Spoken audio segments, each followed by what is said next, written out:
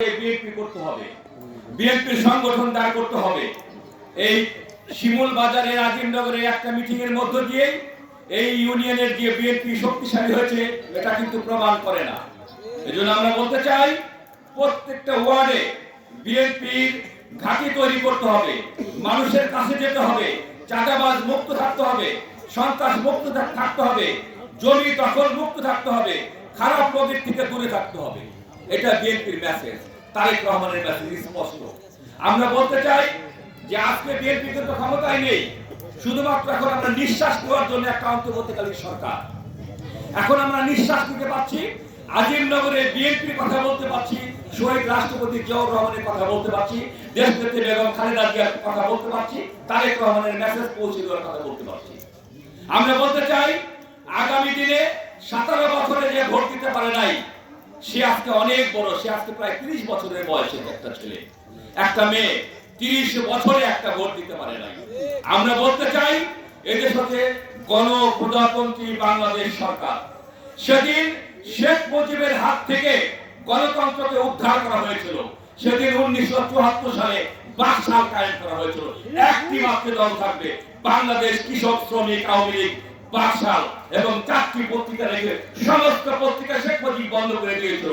সেদিন 74 সালে শেখ মুজিব গণতন্ত্রের কুটি কেঁপে ধরেছিল। আমরা বলতে চাই 1976 সালে 77 সালে জিয়াউর রহমান এই গণতন্ত্রের কুটিকে মুক্ত করে সাথে বহুদলীয় গণতন্ত্রের মাধ্যমে মানুষের ভোটের অধিকার নিশ্চিত করেছে। আমরা বলতে চাই শহীদ রাষ্ট্রপতি জিয়াউর রহমান কৃষকের কাছে তার ন্যায্য হিসাব পৌঁছে দিয়েছে। আমরা বলতে চাই সাধারণ মানুষের ঘরে ঘরে শহীদ রাষ্ট্রপতি জিয়াউর রহমানের ধানের শীষ পৌঁছে গিয়েছিল সেদিন। আমরা বলতে চাই আমরা সেদিন আমার নেতা শেখ শহীদ রাষ্ট্রপতি জিয়াউর রহমান সেদিন বলেছিল বাংলাদেশ একদিন দুর্ভিক্ষে রূপান্তরিত হবে শুধুমাত্র ফারাক্কার কারণে, এই জন্য আমাদেরকে কাল গ্রহণ করতে হবে। শহীদ রাষ্ট্রপতি জিয়াউর রহমানের কর্মসূচি ছিল, অত্যন্ত দূরদৃষ্টি সম্পন্ন একজন নেতা ছিল, যার নেতৃত্বে আমি সেদিন ছিলাম। পরবর্তী দেশনেত্রী বেগম খালেদা জিয়ার নেতৃত্বে আমি সেদিন ছিলাম, আজকে তারেক রহমানের নেতৃত্বে আমি আজকেও আছি। ইনশাআল্লাহ আমরা আগামীতে এই সারা ভাঙ্গার প্রত্যেকটা ইউনিয়নে প্রত্যেকটা ওয়ার্ডে আমি নির্বাচন করতে আসি নাই, নির্বাচন পরের কথা, আমি আপনাদের কাছে পৌঁছাতে আসছি। আমি আপনাদেরকে বলতে চাই আমি ভাঙ্গার ছেলে, আপনি যে ভাঙ্গার লোক আমি বুঝবো কেমনে, এইটা বোঝানোর জন্য, এটা জানার জন্য আমি এখানে আসছি।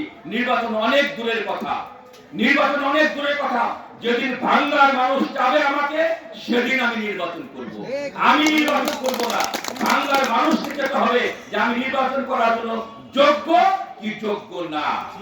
এই জন্য আমরা বলতে চাই আমি এতদিন ফরিদপুরে কে এম ওবায়দুর রহমানের সঙ্গে রাজনীতি করেছি, আমি চৌধুরী কামাল ইবনে ইউসুফের শেষ দিন পর্যন্ত তার সঙ্গে ছিলাম। যারা জানেন তারা জানবেন, আজকে কহিলার যে মারা গেছে আপনাদের ইউনিয়নের চেয়ারম্যান, উনি জানতেন ওনার ছেলে এখানে আছে। আজকে খালেদ সিকদার এখানে আছে, খালেদ সিকদার জানেন। আজকে আলিমুজ্জামান মধু রয়েছে, তিনি জানেন। আমাদের মঞ্জু হাসান খান রয়েছে। আমার বাকি জীবন আমি চিন্তা করেছি, যেহেতু আমার বাপ দাদা এই ভাঙার মাটিতে ঘুমিয়ে আছে, আমার যদি একটু ঘাম, আমার যদি একটু পরিশ্রম, আমার যদি একটু মেধা আমি ভাঙ্গার জন্য দিতে পারি, তাহলে নিজেকে আমি উৎসর্গ বলে মনে করবো, আমি নিজেকে অনেক বড় বলে মনে করবো। এজন্য আপনাদের উদ্দেশ্যে আমার শ্রম, আমার মেধা, আমার ঘাম উৎসর্গ করতে চাই, উৎসর্গ করার জন্য আমি এখানে এসেছি। আমি বলতে চাই আমার কোনো ইন্ডাস্ট্রি নাই, আমার কোনো ভাটা নাই, আমার 1000 বিঘা জমি নাই, 1 বিঘাও জমি নাই, 1000 বিঘা তো দূরের কথা, আমার 1 বিঘাও জমি নাই। অতএব আমার কোনো লোভ নাই, শুধুমাত্র আমি নির্ভর খেটে খাওয়া মানুষের পাশে দাঁড়াতে চাই। আমি অত্যাচারের বিরুদ্ধে হুঙ্কার হিসেবে দেখতে চাই। আমি অন্যায়ের বিরুদ্ধে আমার হাত মুষ্টিবদ্ধ হাত আপনাদের সামনে পাশে দাঁড়া করাতে চাই। আমি বলতে চাই যারা এখনো চাঁদাবাজি করছেন, এখানে চাঁদাবাজি করতে চান, হুঁশিয়ার। আমি কিন্তু ফরিদপুরে এই হুঁশিয়ারি উচ্চারণ করে আমি বক্তব্য রাখি। আমি বলতে চাই সত্য সদা সত্য, সত্য সব জায়গায় সত্য, দিন সব জায়গায় দিন, রাত অন্ধকার সব জায়গায় রাত এবং অন্ধকার।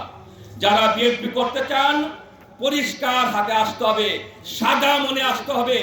রুটি রুজি হালুয়া রুটির লোভে বিএনপিতে আসার কোনো সুযোগ নাই। সারাদিন অটো চালাবে, তার কাছ থেকে স্ট্যান্ডে গিয়ে 50 টাকা চাঁদা নেবেন, বিএনপি এটা হতে দেবে না। একজন ভ্যানওয়ালা রাস্তা দিয়ে চলবে, আপনাকে ট্যাক্স দিতে হবে, সেই ট্যাক্স দেওয়া হবে না। ট্যাক্স বন্ধ করুন, চাঁদা বন্ধ করুন, আমাকে বলুন, আমি দেখব। আমার নেতৃবৃন্দ রয়েছে, আমার বড় ভাই মঞ্জু ভাই রয়েছে, পান্না ভাই রয়েছে, তাদের কাছে কমপ্লেইন করবেন।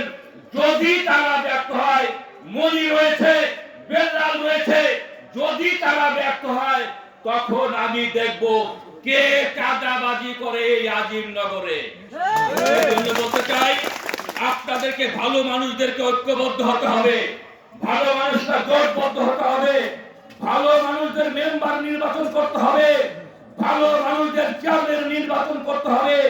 এই জন্য আসুন শহীদ রাষ্ট্রপতি জিয়াউর রহমানের 19 দফা কর্মসূচি, তারেক রহমানের রাষ্ট্র কাঠামো মেরামতের 21 দফার সঙ্গে আমরা 31 দফার সঙ্গে আমরা ঐক্যবদ্ধভাবে বাংলাদেশ গড়ার কাজে আমরা আত্মনিয়োগ করতে চাই। নতুন বাংলাদেশকে আমরা দেখতে চাই। মনে রাখবেন, এখনো সেই 5ই আগস্টের ছাত্র, 5ই আগস্টের সন্তান, 5ই আগস্টের লোক হাসপাতালে শুয়ে মৃত্যুর সঙ্গে পাঞ্জা লড়ছে। এখনো রক্ত শুকায় নাই, এখনো কাকুতি মিনতি আর্তনাদ যায় নাই, বাতাসে ভেসে বেড়াচ্ছে। আমরা বলতে চাই, যদি কেউ ফায়দা লুটার জন্য কোনোভাবে পিছন দরজা দিয়ে বিএনপিতে ঢুকতে চায়, তার সেটা শুধুমাত্র দিবা স্বপ্নই হবে। এই স্বপ্ন কখনোই বাস্তবায়িত হবে না। আগামীতে সময় সংক্ষেপ, আগামীতে দেশ নায়ক তারেক রহমান, যদিও এটা আমাদেরকে বলা নিষেধ, দেশ নায়ক বলা নিষেধ, তবু আমরা বলতে চাই, আগামীতে অ্যাক্টিং চেয়ারম্যান তারেক রহমান, আপনারা দেখেছেন গতকালকেও বলেছে, তার পরিবারের সকলেই জেল খেটেছে, নির্যাতিত হয়েছে। তার ছোট ভাই আরাফাত রহমান কোকো এই সরকারের নির্যাতনে মৃত্যুবরণ করেছে। আমরাও কিন্তু এই 17 বছরে একই পথের পথিক ছিলাম। বাংলাদেশে লক্ষ লক্ষ ছাত্র যুবক জনতা রাজপথে শ্রম দিয়েছে, কারাগারে রুদ্র হয়েছে।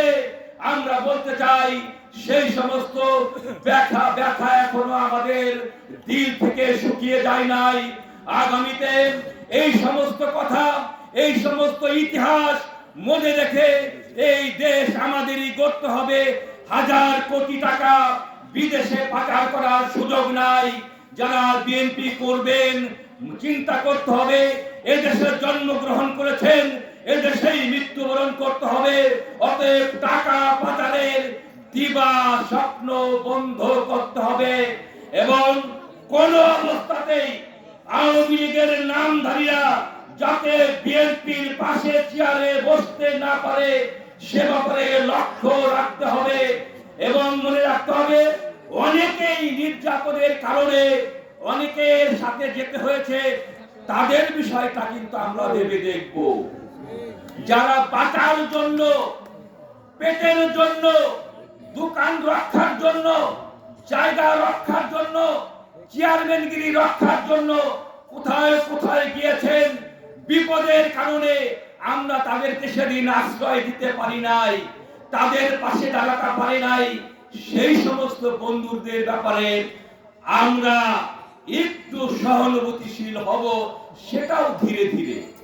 সকলকে আমি বলতে চাই, আপনারা আসেন, আমাদের সঙ্গে মিশেন, আমার দলের কর্মসূচির সঙ্গে আপনি একত্রিত হন, আমার নেতৃবৃন্দের সঙ্গে আপনি মিশেন, নেতৃবৃন্দের বক্তব্য শুনেন, তাহলে আপনাদের সামনে স্পষ্ট হবে আগামীতে আজিমনগরে বিএনপির পতাকা এবং এই দেশের শান্তি সমৃদ্ধি আপনারা এগিয়ে নিয়ে যাবেন, এই আশাবাদ ব্যক্ত করে সকলকে আগামীতে তারেক রহমানের হাতকে শক্তিশালী করার আহ্বান জানিয়ে আমার সংক্ষিপ্ত বক্তব্য শেষ করছি।